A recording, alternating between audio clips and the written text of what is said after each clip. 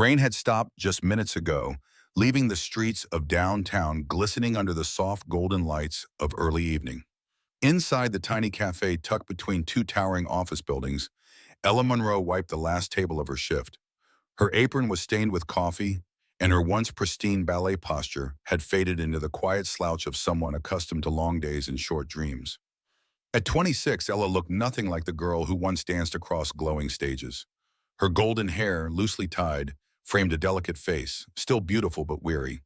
Her sapphire blue eyes, once lit with ambition, now carried something softer, something cracked. Ella, a coworker called, handing her a small cream-colored envelope. "Someone left this for you." She wiped her hands before opening it, her pulse quickening. Inside was a wedding invitation.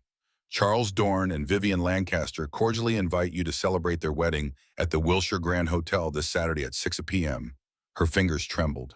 She read it again. Charles, the man she had once believed would be her forever. The man who kissed her blistered feet after rehearsals, who told her she danced like she was made of light. The man who walked out of her hospital room and out of her life when the doctor said her ankle might never heal enough to dance again. He left when her spotlight faded. No career, no applause, just a broken slipper and a broken future. Now he was marrying Vivian, a wealthy hotel heiress. It almost made sense, of course he would. Ella dropped the invitation onto the counter like it had scorched her skin. That night she lay on the couch staring blankly at the ceiling, rain tapping against the window. Marcy, her best friend and roommate, looked over from the kitchen. "You should go." Ella blinked. "Go? To his wedding? To show him you're not the same girl he left behind." Ella laughed bitterly. "I am the same girl, just with cheaper shoes." Marcy came closer. "No, you've rebuilt yourself. You're stronger now. You've survived what he couldn't even face, and you're not going alone." Ella raised a brow. "Right, I'll just grab Ryan Gosling from the hallway." Marcy smirked. "You never know. The universe owes you something." The Wilshire Grand Hotel gleamed with opulence. Crystal chandeliers lit the lobby, and polished marble stretched beneath Ella's unsteady heels. Her soft blue dress clung modestly to her figure. Her golden hair flowed over her shoulders, a small wave framing her face. A touch of pink gloss gave her lips a fragile glow.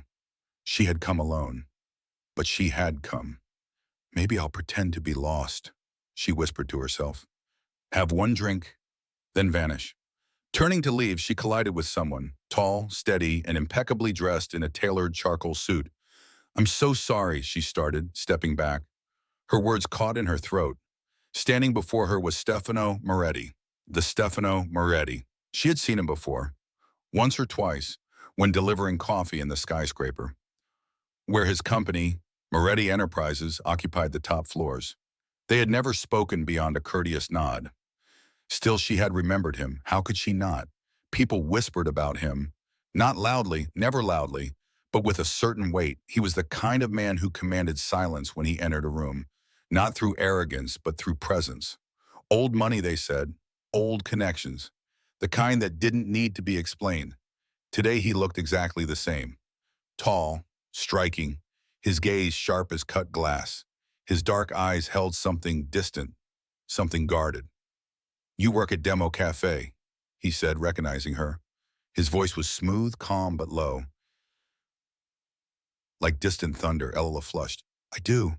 I mean, yes, I still do. I'm just—" She gestured vaguely at the ballroom behind them. "Sorry, I shouldn't have bumped into you." He gave a polite nod, already moving to pass, but something cracked inside her. The sting of Charles's betrayal, the weight of being discarded, the shame of standing there alone. She turned abruptly. "Wait." Stefano stopped. She didn't have a plan, only a plea, raw and real. Her voice broke. "Act like you love me. Please." There was silence, long and loud. Stefano studied her, her trembling hands, tear-rimmed eyes, the desperation that made her words fall like a whisper. And then quietly he nodded. His voice was firm, steady. "Come with me." He extended his arm. Ella stared at it, stunned, then looked up at him. This stranger, this man who moved through the world like he owned its shadows, offering something he didn't owe her. There was no pity in his expression, no arrogance, only something steady, something she didn't yet understand. She placed her hand on his arm and walked with him into the lion's den. The ballroom shimmered with crystal chandeliers and soft music, the scent of roses and champagne swirling through the air. Stefano walked beside Ella, posture calm, composed, as if he belonged here. Which of course he did. Ella, however, felt every step like a stone in her stomach. She hadn't imagined the wedding would be this grand. Gold-trimmed everything. A string quartet in the corner. Waiters in white gloves offering hors d'oeuvres she couldn't pronounce. It was the kind of world she had once brushed against. Before the accident, before Charles left her in a hospital bed with silence and a crumpled goodbye. Now she stood here again, with Stefano Moretti at her side. As they entered, conversations dimmed. Eyes turned, mouths whispered. Ella Monroe? With Stefano Moretti? Isn't she the one who... The buzz of speculation built like static. Ella's heart pounded, but she kept her chin up, fingers tightening on Stefano's arm. He leaned down, voice low. Ignore them. She swallowed. Easier said than done. A familiar voice cut through the music. Well, if it isn't the tragic ballerina. Ella turned. Charles Dorn. He looked just as she remembered. Charming smile, styled brown hair, expensive tuxedo, and eyes that always knew how to cut. Beside him stood his new bride, Vivian Lancaster, in a couture gown that screamed money and privilege. Vivian looked Ella up and down, her expression curling into something between amusement and pity. You're brave, Vivian said sweetly, coming here alone. She's not alone. Stefano's voice was cool, weighted. Charles's gaze shifted to him. For a second there was confusion, then realization, then something closer to unease. Stefano Moretti, Charles said, extending a hand. Stefano didn't take it. Charles? Ella could feel the tension building like heat on her skin. Vivian leaned in, smile tight. We were just saying how nostalgic this all feels, like a ghost from the past walking in. Charles chuckled. The ghost of past failures. The room grew quieter. People were watching. Ella tried to speak, but the lump in her throat rose faster than her courage. She turned slightly, but Stefano didn't let her. Instead, he stepped forward, without warning, without hesitation. He slid his arm around her waist, pulled her close, and kissed her. Gasps rippled through the room. His lips were warm, steady, not rushed, not for show. His hand held the small of her back like she might disappear if he let go. Ella's eyes widened, but she didn't pull away. When he finally broke the kiss, the silence was deafening. All eyes were on them. Stefano looked at Charles, then Vivian. His voice was calm but razor sharp. Do not speak to my fiancé that way. A murmur ran through the crowd. Fiancé? Charles's expression froze. Vivian blinked. Fiancé? Charles echoed. Stefano didn't flinch. That's right. Ella and I are engaged. Ella stared at him, stunned, engaged. He was really doing this. She could barely breathe. Congratulations, Vivian said stiffly. Quite the surprise. Stefano turned to Ella. For a moment, their eyes met, and she saw something there. Not calculation, not performance. Something else. Ella blinked back tears. Not from humiliation, but from how fiercely he had stood beside her. How, in a moment where she could have crumbled, he had held her up. Charles looked like he wanted to say more, but a waiter interrupted to lead the newlyweds to the main stage for their first dance. People returned to their conversations, though eyes still lingered. Ella pulled Stefano aside, voice barely a whisper. Why did you say that? He looked down at her. Because it shut them up. She shook her head. That kiss, If I make a claim, he said quietly, I don't do it halfway. Her cheeks flushed, but she didn't press further. The truth was, she didn't hate it. She had expected to feel embarrassed. Small, forgotten. But standing next to Stefano, she felt safe, seen. Maybe it was all a charade. Maybe it was a moment of impulse. But as the music swelled and the newlyweds danced, Ella found herself wondering if pretending, just for tonight, might be the only real thing she had felt in a long, long time. The night had fallen gently over the city, casting silver reflections on the tinted windows of Stefano's car. A black Maserati, sleek and silent, glided through the wet streets like a shadow. Inside, it was quiet. Ella, exhausted from the emotionally charged evening, had fallen asleep in the passenger seat. Her golden hair framed her face, her hands resting lightly in her lap.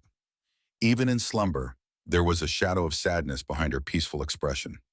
Stefano glanced at her, his hand tightening slightly on the steering wheel. He didn't wake her. He couldn't. Instead, he let the silence wrap around him and allowed his mind to wander backward, far beyond the reach of boardrooms, wealth, or tailored suits. Back to when he was just Stefano. Not Mr. Moretti. He had been 13, skinny, angry, alone. The orphanage was cold in the winter and stifling in the summer. Meals were forgettable. The walls were always peeling.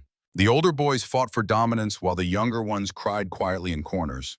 Stefano did neither. He just kept his head down, survived, until she arrived.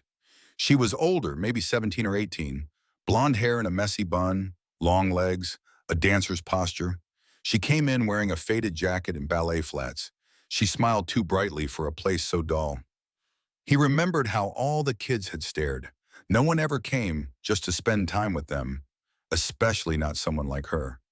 She introduced herself simply, Ella. She taught them how to stretch, how to point their toes, how to pretend they were floating even when they felt heavy. The other kids laughed, struggled, fell. But Stefano watched her with quiet awe. She was light, the opposite of everything in his world. She came once a week for 2 months. It was the only time the common room didn't feel like a cage. On her last day, she pulled Stefano aside. I brought something for you, she said, smiling. From her bag, she pulled out a worn ballet slipper. Soft pink, frayed at the seams, the satin faded with use. He stared at it. I don't need it anymore, she said, but maybe you do. He looked confused. She knelt so her eyes met his. Listen, okay? If one day you make it, if you ever get out of here and find your place in the world, help someone the way I'm trying to help you. Her voice had trembled a little. Promise me that. He nodded, not trusting himself to speak. Then she hugged him. Brief, warm, gone too quickly. She never came back. But Stefano never forgot. Back in the present, Stefano parked the car outside his residence. A stone-walled building in a quiet part of the city, dark wood framing the windows, ivy crawling up the sides. Not a penthouse, a home. Ella still slept, her breathing soft. He reached into the glove compartment and pulled out a small leather box, worn, aged corners. He opened it slowly. Inside, wrapped in tissue, was the ballet slipper. Time had not been kind to it. The satin was dull, the sole was separating. But he had kept it, moved it from place to place, office to home, success to success, because it reminded him that someone once believed he was worth saving. And now, all these years later, that girl sat beside him again, asleep, fragile, unaware, unaware that the man she begged to pretend had once held onto her gift like a lifeline. Stefano turned toward her and gently tucked a strand of hair behind her ear. His fingers lingered for a moment, hesitant. Still giving light where it's darkest, he murmured. She stirred slightly but didn't wake. He looked back down at the slipper in his hand. You saved me first, Ella. And now it was his turn. In the days after the wedding, Ella found herself swept into a life that felt borrowed. A world of charity galas, rooftop dinners, and art exhibits, always with Stefano at her side. To everyone else, they were a perfect couple. The mysterious Moretti and his graceful fiancée. To her, it was still an arrangement. At least, that's what she kept telling herself. They had never spoken of terms or timelines. It had begun with a single sentence. Come with me. And somehow, it hadn't ended. Stefano never questioned it. He simply showed up. Car ready. Introduction smooth. Presence constant. He played the part flawlessly. But what unsettled Ella were the moments when it didn't feel like acting at all. At a garden brunch one morning, a waiter approached. Would you like some tea, ma'am? Before she could answer, Stefano replied without looking up. Chamomile, light honey, no lemon. Ella blinked. He finally met her gaze. That's what you drink after a long day, isn't it? She nodded slowly. Yes, It is. He returned to his conversation as though nothing had happened, leaving her quietly stunned. Another night at a rooftop auction, the wind turned sharp. She rubbed her arms, and before she even spoke, Stefano was already slipping off his jacket, placing it gently around her shoulders. She looked up. You didn't have to. He was already walking ahead. Come on, you'll catch a cold. He never touched her unnecessarily. Yet when they walked through crowds, his hand would rest lightly at the small of her back, guiding, steadying, protective. Each gesture was brief, polite, but too natural, too knowing. She began to notice him more, the way he loosened his tie exactly 2 buttons after every event, how his jaw tensed when someone whispered cruelly about her past, how he never let go of her hand first.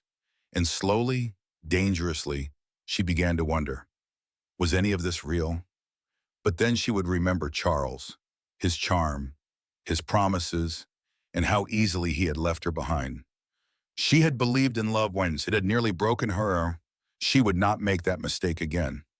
One rainy evening, after a long appointment, Ella returned to Stefano's home. The city outside blurred behind streaks of rain. Her head was spinning. Her body trembled with exhaustion. She barely reached the couch before collapsing. Stefano appeared within seconds. What happened? He asked, kneeling beside her. I don't know, she murmured weakly. Just dizzy. He touched her forehead. Hot. You have a fever. I'll be fine, she insisted, trying to sit up. I just need... But he was already moving, phone in hand. Then he stopped, looked at her again, and set it down. Instead of calling his assistant, he rolled up his sleeves and walked into the kitchen. 20 minutes later, he returned with a bowl of rice porridge, the steam curling in the air. Eat, he said simply. She blinked. You made this? He nodded. I learned. Her lips curved faintly. In your $6,000 suit? He gave a small shrug. I changed the tie. He helped her sit up, wrapped a blanket around her shoulders, and fed her small spoonfuls when her hands trembled too much to hold the bowl. The warmth spread slowly through her, and though she was too tired to speak, her chest ached at the sight of him. This man who didn't have to care, but did. He stayed beside her through the night, dampening her forehead with a cool cloth, checking her temperature every hour. When dawn crept through the curtains, Ella stirred and opened her eyes. Stefano was asleep on the couch beside her, still in his shirt and slacks, his head tilted back, exhaustion etched across his face. She watched him quietly. No one had ever stayed before. Not through pain, not through fever, not through fear, not even when she had been at her most broken. Maybe it had begun as pretend, but this night, this care, was something real. Something that felt dangerously close to love. Ella stepped quietly into Stefano's study, still holding the cup of tea he had made for her. The apartment was quiet that evening, the soft hum of the city below filtering through the large windows. She had never spent much time in this room before. It wasn't cold or sterile like she imagined a powerful man's office would be. It was warm, lived in. Books lined the shelves. A record player sat in the corner, and on the wall just above the desk hung a small frame. It caught her attention immediately. She moved closer, her brows furrowing. It was an old photograph, slightly faded. A girl in a simple leotard stood in the middle of a group of children, arms gracefully extended mid-spin. Her golden hair was tied back in a loose bun, her face full of light and focus. The children around her clapped and laughed. The setting was familiar. A worn-out gymnasium, cracked tiles, a makeshift bear on the wall. Ella felt a strange tightness in her chest. She leaned in. It was her, younger, brighter, full of dreams. It had been taken during one of those volunteer days when she visited the orphanage to teach ballet. She hadn't even known someone was taking photos then. She hadn't seen this picture in years, maybe ever. But Stefano had it. She turned around, holding the frame delicately in her hands, and found Stefano standing in the doorway watching her. This, her voice was soft, this is me. He nodded. How do you have this? Stefano stepped into the room, his expression unreadable. Someone took it. I found it years ago. Kept it. She blinked. But wait, how? His eyes lingered on the photograph, then shifted back to her. Because the girl in that photo saved me. Ella's breath caught. She opened her mouth to ask what he meant, but something in his tone silenced her. It wasn't the time. Not yet. She returned the frame to its spot and stepped back. The room felt different now, as if some invisible door had opened between them, one neither of them had dared approach until now. Later that night, as she was getting ready to leave for the evening, Stefano appeared in the hallway with a small box in his hands. It was wrapped simply. No ribbon, no card. He held it out to her. "What's this?" she asked. "Open it," he said. Inside, nestled in white tissue paper, was a pair of ballet slippers. Not store-bought, mass-produced ones. These were handcrafted, elegant, made for performance. Her size, perfect. Her hand trembled as she lifted one. She looked up at him, eyes wide. "Stefano." His voice was gentle. "You flew once. You will again." The tears came before she could stop them. Silent at first, then unstoppable. He stepped forward without hesitation and wrapped his arms around her. She buried her face in his chest, the slippers still clutched in one hand, and cried like she hadn't cried in years. For the girl she used to be, for the boy he once was, for the strange, beautiful path that had brought them back to each other. He held her tighter. No words, no pretending, only truth. The rain came down hard that night, blurring the windshield with streaks of silver. Stefano's Maserati glided through the wet streets, its headlights casting long shadows on the slick pavement. Ella sat beside him in silence, still glowing faintly from the evening's gala, her blue dress catching bits of city light as they passed beneath street lamps. The night had been perfect, almost suspiciously so. For the first time in years, she had laughed freely. Her hand had rested in Stefano's without pretense. The kisses they shared weren't for show. She had started to believe in something again. In him. But perfection, she would later think, is always the calm before the storm. The first flash came from the side, too bright, too sudden. Paparazzi. Another burst of white light. Then another. Stefano's jaw clenched. "Hold on." A black SUV swerved behind them, far too close. They weren't just photographing anymore. They were chasing. "Why are they following us like this?" Ella asked, her voice tight with fear. "They want a story," Stefano muttered, accelerating slightly. "They'll do anything for it." Another flash, closer. The SUV swerved again, cutting into the lane. Then came the screeching of tires. The impact slammed into them from the side. Metal against metal. The sickening crunch of force meeting resistance. Ella's scream was lost in the sound of breaking glass as the world flipped sideways. The car spun once, twice, before lurching to a stop at the curb. Silence. Then, "Ella." Stefano's voice was raw, panicked, nothing like the composed man the world knew. She wasn't responding. Her head lay slumped against the window, blood trickling from her temple. Stefano was out of his seatbelt before the airbags fully deflated. He yanked open her door, hands shaking, voice cracking as he called her name again and again. "Stay with me," he whispered, gathering her in his arms. "Please, stay with me." The ambulance arrived minutes later, though to Stefano it felt like hours. The hospital room was quiet except for the beeping of the monitors. Stefano sat beside her bed, still in his torn shirt, his knuckles bloodied, though he didn't remember when he had hit something. Ella lay motionless, her face pale against the white pillow. The doctor had said it was a mild concussion. Trauma to the head. Likely temporary memory loss. No brain damage. No fractures. She may forget recent events, the doctor had explained. Especially emotionally charged ones. Stefano hadn't said a word. He had only nodded once, his jaw clenched, his chest aching with something far deeper than panic. Now he sat beside her, watching her breathe. She stirred. He leaned forward. "Ella." Her eyes opened slowly. She blinked, confused, then winced at the light. "Hey," Stefano said gently, trying to keep his voice calm. "You're safe. You're in the hospital. There was an accident, but you're going to be okay." She looked at him for a long moment, and then, in a voice barely above a whisper, she asked, "Who are you?" The words hit him like a punch to the chest. He couldn't speak. She looked down at her hands, then back at him. Why are you here?" Did you find me? Stefano stood slowly, forcing himself to breathe. I... He paused, then swallowed. Yes, I was with you when it happened. Ella looked away, troubled. I don't remember anything. Not this, not you. He wanted to reach for her hand, to say her name the way he had learned to, softly, like a promise, but he didn't. Instead, he nodded once. I understand. She closed her eyes again, her face twisting faintly as if trying to summon something that refused to return.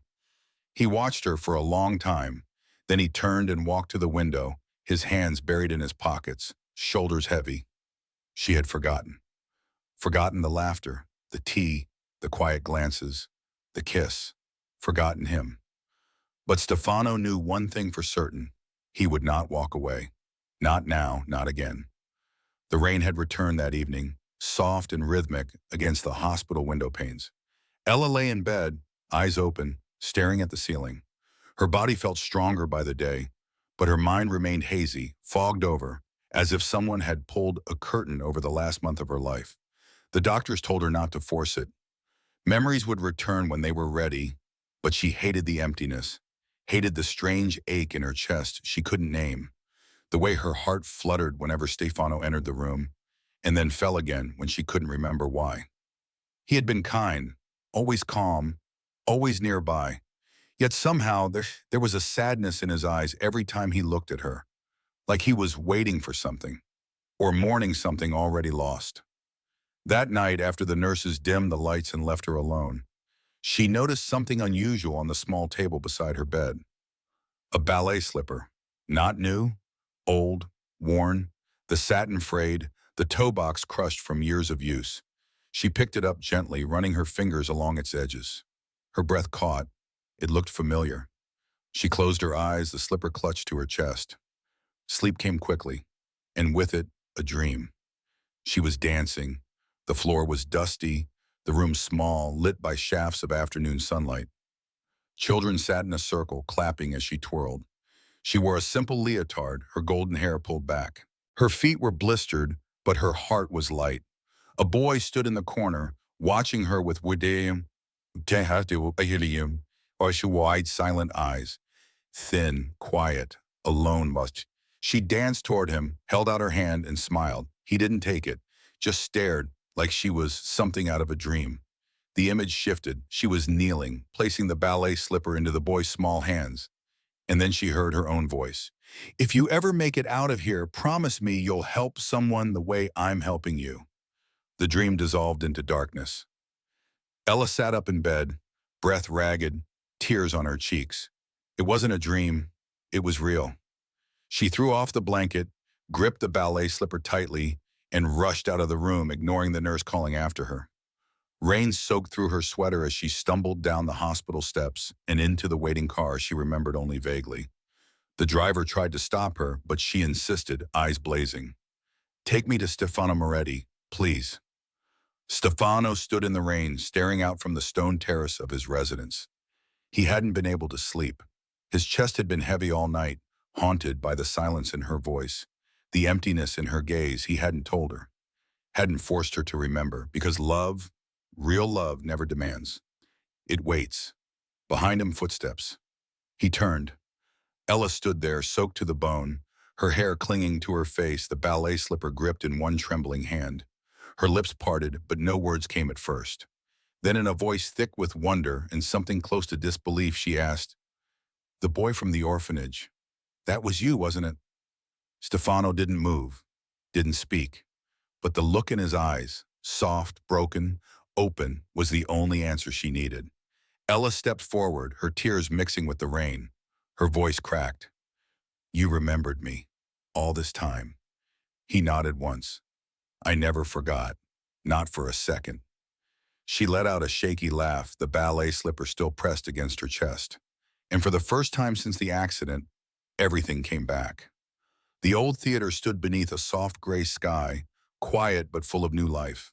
Once forgotten, its walls were now being restored. Fresh paint, new beams, the echoes of laughter returning to its halls. Though not yet officially open, it already felt alive again. Across the street, Ella stood motionless, clutching a worn ballet slipper to her chest. Not just a keepsake, a symbol of what was broken and what had healed. She stepped inside. The scent of sawdust and fresh varnish met her as she moved down the hall. Workers nodded at her with quiet recognition. At the end stood a large studio, light pouring in from tall windows. She entered and stopped. A mural covered the far wall. A young girl in a simple leotard danced mid-spin, golden hair in motion, surrounded by laughing children. The image was a mirror of the past, her past, that day at the orphanage, frozen in color. Ella pressed a hand to her mouth, her eyes filled with tears. "You remembered," she whispered. Behind her, footsteps. She turned. Stefano stood in the doorway, hands in his pockets, his expression uncertain. "I didn't know if you'd come," he said.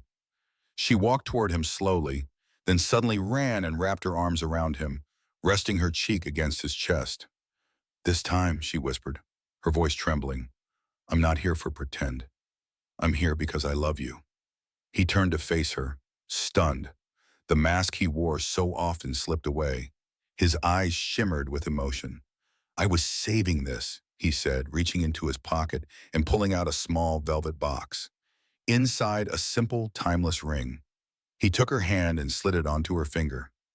"You kept your promise that day," he said softly. "Now it's my turn." She nodded, smiling through tears. A few weeks later, sunlight spilled into that same studio, now transformed into a wedding venue. No photographers, no press, just love. Their guests were children from shelters, volunteers, and old friends who had stood beside them in silence and support. Ella wore a white dress that flowed like a whispered melody. Her golden hair fell loose around her shoulders. On her feet, new ballet slippers. Stefano stood waiting at the front in a gray suit, his breath catching when he saw her. She walked toward him slowly, each step lighter than the last. When they met, he took her hands, his voice unsteady. "From a boy no one saw, you gave me a reason to live. Today, I vow to love you as deeply as you once loved a boy with nothing." Tears rolled down her cheeks, and his. The applause that followed was not loud but real. Not from the powerful, but from the ones who understood love best. A year passed. The center now thrived. Music, dance, joy filling its walls. Ella taught ballet each week, helping young girls find strength through grace. Stefano still led board meetings and closed deals, but he always came home to the studio. To her. They built more than a school. They built a sanctuary. One afternoon, someone snapped a photo. Ella sat beside Stefano, her head resting gently on his shoulder. In her lap was the old ballet slipper, worn, frayed, and full of meaning. The photo now hangs in the front hallway, and beneath it, engraved in gold, "Act like you love me. No, you always did.